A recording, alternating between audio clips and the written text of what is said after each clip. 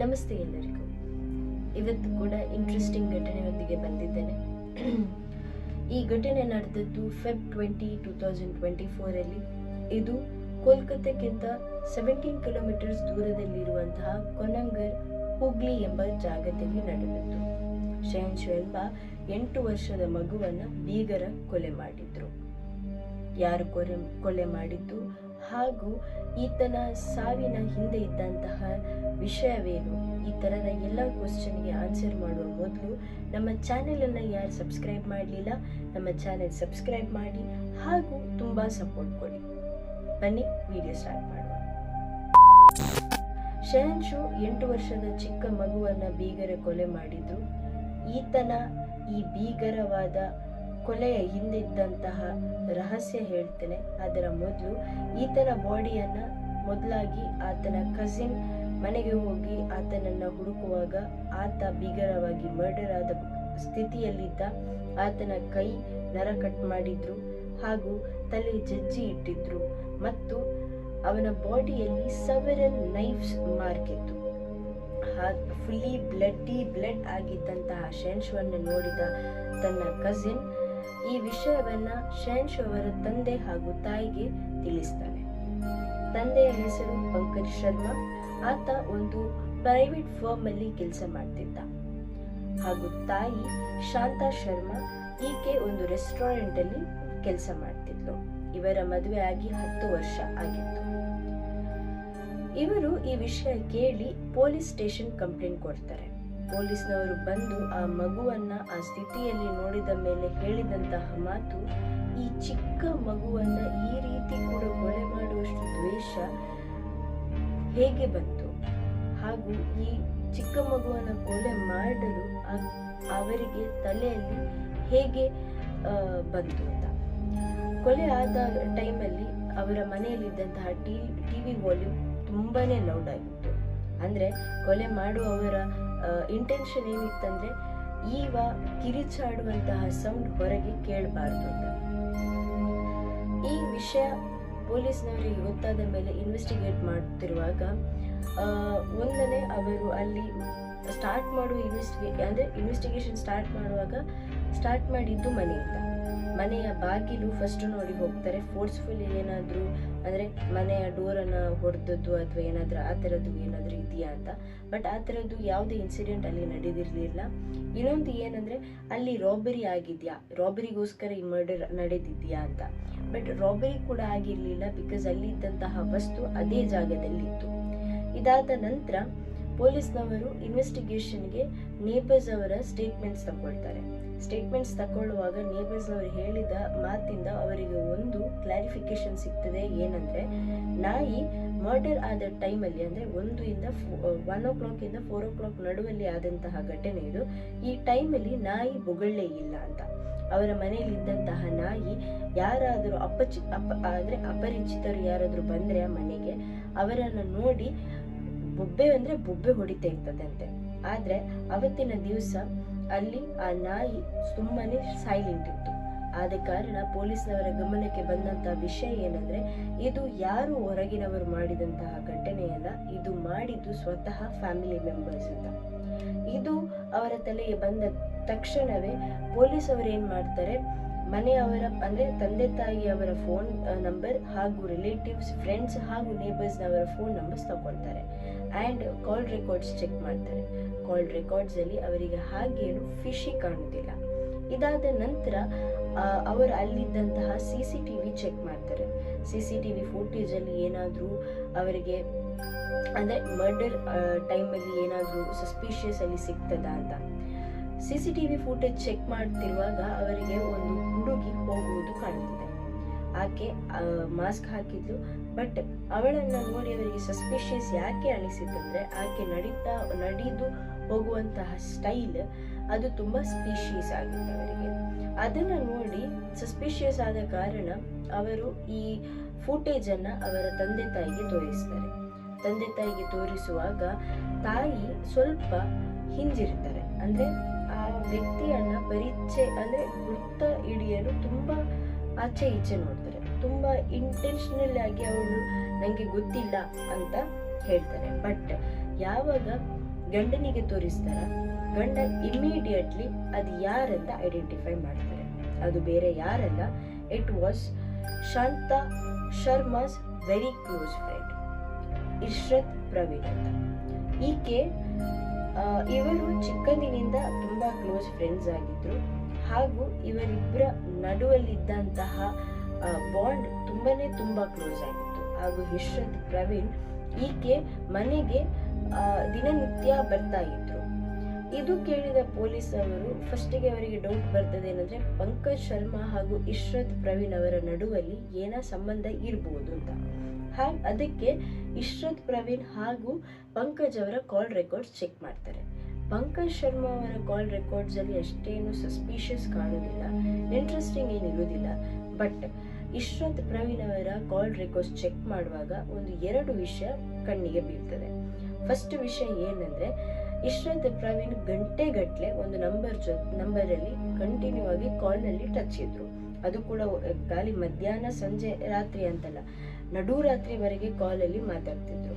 ಹಾಗೂ ಇನ್ನೊಂದು ಏನಂದ್ರೆ ಇಶ್ರತ್ ಪ್ರವೀಣ್ ಅವರ ಫೋನ್ ಮರ್ಡರ್ ಆದ ದಿವಸ ಮಧ್ಯಾಹ್ನ 1 ಗಂಟೆಯಿಂದ ರಾತ್ರಿ 8 ಗಂಟೆಯ ನಡುವಲ್ಲಿ ಸ್ವಿಚ್ ಆಫ್ ಆಗಿತ್ತು.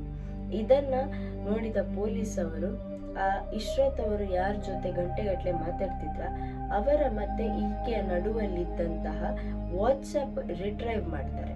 ಅಂದ್ರೆ ಅವರ ನಡುವಲ್ಲಿ ವಾಟ್ಸ್ಆಪ್ ಅಲ್ಲಿ ಏನಾದ್ರೂ ಮೆಸೇಜಸ್ ಈ ಘಟನೆ ಅಂದ್ರೆ ಮರ್ಡರ್ ವಿಷಯದಲ್ಲಿ ಏನಾದ್ರೂ ಇದೆಯಾ ಅಂತ ನೋಡ್ಲಿಕ್ಕೆ ಟ್ರೈ ಮಾಡ್ತಾರೆ. ಇನ್ನೊಂದೇನಂದ್ರೆ ಈಕೆ ಅಂದ್ರೆ ಇಶ್ರತ್ ಪ್ರವೀಣ್ ಈಕೆ ಮಾತಾಡ್ತಿದ್ದದ್ದು ಬೇರೆ ಯಾರ ಜೊತೆ ಅಲ್ಲ, ಆ ನಂಬರ್ ಸ್ವತಃ ಶಹನ್ಶು ತಾಯಿಯಾದಂತಹ ಶಾಂತಾ ಶರ್ಮಾದಾಗಿತ್ತು. ಇವರ ನಡುವಲ್ಲಿದ್ದಂತಹ ವಾಟ್ಸ್ಆಪ್ ಮೆಸೇಜ್ ರಿಟೈವ್ ಮಾಡಿ ನೋಡಿದಾಗ ಪೊಲೀಸ್ನವರಿಗೆ ಶಾಕ್ ಆಗುತ್ತೆ. ಯಾಕೆಂದ್ರೆ ಮರ್ಡರ್ ವಿಷಯದ ಬಗ್ಗೆ ಅಲ್ಲ, ಬಟ್ ಅವರ ನಡುವಲ್ಲಿದ್ದಂತಹ ಸಂಬಂಧ ಅದು ಅಷ್ಟಿಷ್ಟಲ್ಲ. ಅವರು ಬಾಯ್ ಫ್ರೆಂಡ್ ಗರ್ಲ್ ಫ್ರೆಂಡ್ಸ್ ತರ ಇದ್ರು, ಅಂದ್ರೆ ಲೆಸ್ಬಿಯನ್ಸ್ ಆಗಿದ್ರು. ಅವರ ನಡುವಲ್ಲಿ ಬೇಡದ ಪಿಕ್ಚರ್ಸ್ ಕೂಡ ಶೇರ್ ಆಗಿತ್ತು. ಇದನ್ನ ನೋಡಿದ ಪೊಲೀಸ್ನವರು ಈ ವಿಷಯವನ್ನ ಪಂಕಜ್ ಶರ್ಮನ ಹತ್ರ ಮಾತಾಡುವಾಗ ಪಂಕಜ್ ಶರ್ಮಾ ಹೇಳ್ತಾನೆ, ಈ ವಿಷಯ ಅವರಿಗೆ ಮೊದಲೇ ಗೊತ್ತಿತ್ತು, ಅವರಿಬ್ಬರ ನಡುವಲ್ಲಿ ಬೇಡದ್ದು ಇದೆ ಹಾಗೂ ಅವರ ಅಕ್ರಮ ಸಂಬಂಧ ಇದೆ ಹಾಗೂ ಅವರು ಲೆಸ್ಬಿಯನ್ಸ್ ಅಂತ ನನಗೆ ಮೊದಲೇ ಗೊತ್ತಿತ್ತು. ಬಟ್ ಇದು ಹೊರಗೆ ವಿಷಯ ಗೊತ್ತಾದ್ರೆ ಎಲ್ಲಿ ನಮ್ಮ ಮರ್ಯಾದೆ ಹೋಗ್ತದ ಅಂತ ನಾನು ಸುಮ್ಮನೆ ಇದ್ದೆ ಅಂತ. ಇದಾದ ನಂತರ ಇನ್ನೊಂದು ಏನಂದ್ರೆ ಇಶ್ರತ್ ಶರ್ಮಾನ ಇಮಿಡಿಯೇಟ್ ಆಗಿ ಕಸ್ಟಡಿ ತಗೊಳ್ತಾರೆ. ಇವನ್ ಶಾಂತಾ ಶರ್ಮಾ ಇಶ್ರತ್ ಪ್ರವೀಣನ್ನ ಹಾಗೂ ಶಾಂತಾ ಶರ್ಮಾನನ್ನ ಇಬ್ಬರನ್ನ ಕೂಡ ಕಸ್ಟಡಿಗೆ ತಗೊಳ್ತಾರೆ. ಇನ್ವೆಸ್ಟಿಗೇಷನ್ಸ್ ಪೊಲೀಸ್ನವರ ರೀತಿಯಲ್ಲಿ ಇನ್ವೆಸ್ಟಿಗೇಟ್ ಮಾಡ್ತಾ ಇರುವಾಗ ಅಲ್ಲಿ ಕಂಡು ಬಂದಂತಹ ವಿಷಯ ಏನಂದ್ರೆ ಅದನ್ನ ಕೇಳಿ ನೀವು ಕೂಡ ಬೆಚ್ಚಿ ಬೀಳ್ತೀರ. ಯಾಕೆಂದ್ರೆ ಇವರಿಬ್ಬರ ನಡುವಲ್ಲಿದ್ದಂತಹ ಸಂಬಂಧ ಆ ಚಿಕ್ಕ ಮಗು 8 ವರ್ಷದ ಮಗು ಶ್ರೇಯಾಂಶುಗೆ ಗೊತ್ತಾದ ಕಾರಣ ಇವರಿಬ್ಬರು ಸೇರಿ ಆ ಮಗುವನ್ನ ಮರ್ಡರ್ ಮಾಡಿದ್ದಾರೆ ಅಂತ. ಸೊ ಮರ್ಡರ್ ಮಾಡಿದ್ದು ಬೇರೆ ಯಾರಲ್ಲ, ಸ್ವತಃ ತಾಯಿಯೇ ಹಾಗೂ ಆಕೆಯ ಕ್ಲೋಸ್ ಫ್ರೆಂಡ್ ಆದಂತಹ ಇಶ್ರತ್ ಪ್ರವೀಣ್. ಯಾಕೆ ಮರ್ಡರ್ ಮಾಡಿದಾರಂತ ಅಂದ್ರೆ ಅವರು ಹೇಳಿದಂತ ಸ್ಟೇಟ್ಮೆಂಟ್ ಏನಂದ್ರೆ, ಒಂದು ದಿವಸ ಇಶ್ರತ್ ಪ್ರವೀಣ್ ಅವರು ನಮ್ಮ ಶಾಂತಾ ಶರ್ಮನವರ ಮನೆಗೆ ಬಂದಾಗ ಇಶ್ರತ್ ಮತ್ತೆ ಶಾಂತಾ ಶರ್ಮನವರು ಬೆಡ್ ಅಲ್ಲಿ ಅಕ್ರಮ ಸಂಬಂಧ ಮಾಡುತ್ತಿರುವಾಗ ಅವರ ನಡುವಲ್ಲಿ ಎಷ್ಟು ಕ್ಲೋಸ್ ಬಾಂಡ್ ಇತ್ತಂದ್ರೆ ಅವರ ತಲೆಯಲ್ಲಿ ಈಗ ಮಗು ಶಾಲೆಯಿಂದ ಬರ್ತಾನೆ ಎಂಬ ಥಾಟ್ ಕೂಡ ಮರ್ತೋಗಿತ್ತು. ಅವರಿಬ್ಬರನ್ನ ಬೆಡ್ಡಲ್ಲಿ ನೋಡಿದಂತಹ ಶಹನ್ಶು ಅದ ನಂತರದಿಂದ ಆತನಿಗೆ ಅದೊಂದು 8 ವರ್ಷದ ಮಗು ಅಂದ್ರೆ ನಿಮಗೆ ಗೊತ್ತಲ್ವಾ, ಆತ ಆ ರೀತಿ ನೋಡಿದಾಗ ತಾಯಿಯನ್ನ ಒಂದು ಬೇರೆ ಒಂದು ಹೆಂಗಸ್ ಜೊತೆ ಅವರ ಮನಸ್ಸಲ್ಲಿ ಏನ್ ಬರುತ್ತೆ, ಹೀಗೂ ಕೂಡ ಇದೆಯಾ ಮತ್ತು ಸ್ವಲ್ಪ ಅಸಹ್ಯತೆ ಆತನ ತಲೆಯಲ್ಲಿತ್ತು. ಈ ವಿಷಯ ಇನ್ನು ಈತ ಬೇರೆಯವರಿಗೆ ಹೇಳಿ ನಮ್ಮ ಮರ್ಯಾದೆಯಲ್ಲಿ ಹೋಗುತ್ತದ ಅಂತ ಹೆದರಿ ಇವರಿಬ್ಬರು ಈ ಡಿಸಿಷನ್ ತಗೊಳ್ತಾರೆ. ಅವರು ಪ್ಲಾನ್ ಹೇಗೆ ಮಾಡ್ತಾರೆ ಅಂದ್ರೆ, ಒಂದು ಆ ಮನೆಗೆ ಹೋಗುವಂತ 2 ದಾರಿ ಇದೆ ಅದರಲ್ಲಿ ಒಂದು ದಾರಿಯಲ್ಲಿ CCTV ಕ್ಯಾಮ್ ಇದೆ, ಇನ್ನೊಂದು ದಾರಿಯಲ್ಲಿ CCTV ಕ್ಯಾಮ್ ಇಲ್ಲ. ಇವರಿಬ್ರು ತನ್ನ ಮನೆಗೆ ಹೋಗಿ ಟಿವಿ ವಾಲ್ಯೂಮ್ ಜೋರು ಮಾಡಿ ಆತನಿಗೆ ಒಳ್ಳೆ ರೀತಿಯಲ್ಲಿ ಹೇಳ್ತಾರೆ, ಬಟ್ ಆತ ಅಸಮಾಧಾನತೆ ಒಳಗಾಗಿರ್ತಾನೆ ಹಾಗೂ ತುಂಬಾ ಆತ ತಾಯಿಯ ವಿಷಯದಲ್ಲಿ ತುಂಬಾನೇ ಕೆಟ್ಟ ಆಲೋಚನೆ ಆತನ ಮನಸ್ಸಲ್ಲಿರ್ತದೆ ಹಾಗೂ ಅಸಮಾಧಾನತೆ ಕೂಡ ಇರುತ್ತದೆ. ಇದನ್ನ ನೋಡಿ ಅವರೇನ್ ಮಾಡ್ತಾರೆ, ಆತನನ್ನ ಮೊದಲಿಗೆ ಆತನ ತಲೆಯನ್ನ ಗೋಡೆಗೆ ಹೋಗಿ ಚುಚ್ತಾರೆ. ಅಲ್ಲಿ ಕೂಡ ಸಾಯುವುದಿಲ್ಲ. ಆದ ನಂತರ ಒಂದು ದೊಡ್ಡವಾದ ಭಾರ ವಸ್ತುವನ್ನ ತಲೆ ಮೇಲೆ ಹಾಕಿ ಆತನನ್ನ ಇದು ಮಾಡ್ತಾರೆ. ಅಲ್ಲಿ ಕೂಡ ಆತ ಸಾಯುವುದಿಲ್ಲ. ಅದಕ್ಕೆ ಏನ್ ಮಾಡ್ತಾರೆ ಅಂದ್ರೆ ಆತನ ಕೈಯಲ್ಲಿದ್ದಂತಹ ನರವನ್ನ ಕಟ್ ಮಾಡಿ ಬ್ಲೀಡ್ ಆಗಿ ಆತ ಕೊರಗಿ ನರಳಿ ಸಾಯುವವರೆಗೆ ಕಾಯ್ತಾರೆ. ಇದಾದ ನಂತರ ಅವನ ಬಾಡಿಯಲ್ಲಿ ನೈಫಿಂದ ಸೆವೆರಲ್ ಮಾರ್ಕ್ಸ್ ಮಾಡ್ತಾರೆ. ಇದನ್ನ ನೋಡಿ ಎಲ್ಲಿ ಅವರಿಗೆ ಕನ್ಫರ್ಮ್ ಆಗ್ತದ ಈಗ ಈತ ಡೆಡ್ ಅಂತ. ಆದ ನಂತರ ಇಶ್ರತ್ ಪ್ರವೀಣ್ ಹೋದಂತಹ ತನ್ನ ಮನೆಗೆ ಹೋಗುವಂತ ದಾರಿಯಲ್ಲಿ CCTV ಕ್ಯಾಮ್ ಇತ್ತು. ಅದನ್ನ ತಲೆಯಲ್ಲಿ ಇಡದೆ ಆ ಜಾಗದಿಂದ ಹೋಗ್ತಾಳೆ ಹಾಗೂ ಶಾಂತ ಶರ್ಮಾ ಇನ್ನೊಂದು ಜಾಗದಿಂದ ಅಲ್ಲಿಂದ ಪಾರಾಗ್ತಾಳೆ. ಇದು ನಡೆದಂತಹ ಘಟನೆ ಟೈಮಲ್ಲಿ ಟಿವಿ ವಾಲ್ಯೂಮ್ ಜೋರಿದ್ದ ಕಾರಣ ಅಲ್ಲಿದ್ದ ನೇಬರಿಂಗ್ಸಿಗೆ ಮಗು ಕೂಗುವಂತಹ ಸೌಂಡ್ ಕೇಳಲಿಲ್ಲ. ಏನ್ ಹೇಳುವುದು ಹೇಳಿ? ಈ ಒಂದು ಚಿಕ್ಕ ವಿಷಯಕ್ಕಾಗಿ ಅವರ ನಡುವಲ್ಲಿದ್ದಂತಹ ಈ ತರದ ಒಂದು ಸಂಬಂಧದ ವಿಷಯವಾಗಿ ಅವರಿಬ್ರು ಈ ಡಿಸಿಷನ್ ತಗೊಳ್ತಾರೆ. ಅಂಡ್ ಈ ವಿಷಯ ನೇಬರ್ಸ್ನವರಿಗೆ ಗೊತ್ತಾಗುವಾಗ ಅವರು ಕೂಡ ಶಾಕ್ ಆಗಿರ್ತಾರೆ. ಯಾಕೆಂದ್ರೆ ಅವರ ನಡುವಲ್ಲಿ ಈ ತರದೊಂದು ಸಂಬಂಧ ಇದೆ ಅಂತ ಅವರಿಗೆ ಐಡಿಯಾವೇ ಇರಲಿಲ್ಲ. ಅವರು ಅನ್ಕೊಂಡದ್ದು ಇವರು ತುಂಬಾ ಕ್ಲೋಸ್ ಫ್ರೆಂಡ್. ಬಿಕಾಸ್ ಹುಡುಗಿ ಒಟ್ಟಿಗೆ ಇದ್ದ ಕಾರಣ ಯಾರು ಕೂಡ ನಾರ್ಮಲಿ ಅವರನ್ನ ಲೆಸ್ಬಿಯನ್ಸ್ ಅಂತ ಕನ್ಸಿಡರ್ ಮಾಡಲ್ಲ. ಅಂದ್ರೆ ಬಾಯ್ ಫ್ರೆಂಡ್ ಗಂಡ ಹೆಂಡತಿ ನಡುವಲ್ಲಿ ಇದ್ದಂತಹ ಸಂಬಂಧ ಒಂದು ಲೆಸ್ಬಿಯನ್ಸ್ ಅವರ ನಡುವಲ್ಲೂ ಕೂಡ ಇರುತ್ತೆ. ಅದೇ ಈ ಮಗು ನೋಡಿ, ಆ ಮಗು ಸುಮ್ಮನೆ ಈ ಒಂದು ಚಿಕ್ಕ ಕಾರಣಕ್ಕೆ ಬಲಿಪಶುವಾದ. ಇದನ್ನು ನೋಡಿದ ಪೊಲೀಸ್ ಇಮಿಡಿಯೇಟ್ ಆಗಿ ಅವರನ್ನ ಕಸ್ಟಡಿ ತಗೊಂಡ ಮೇಲೆ ಅವರಿಗೆ ಗಲ್ಲು ಶಿಕ್ಷೆ ವಿಧಿಸ್ತಾರೆ. ಇದು ಎಲ್ಲ ಆದ ನಂತರ ನಿಮ್ಗೆ ಗೊತ್ತು, ಈ ಸ್ಟೋರಿ ತುಂಬಾನೇ ವೈರಲ್ ಆಗ್ತದೆ.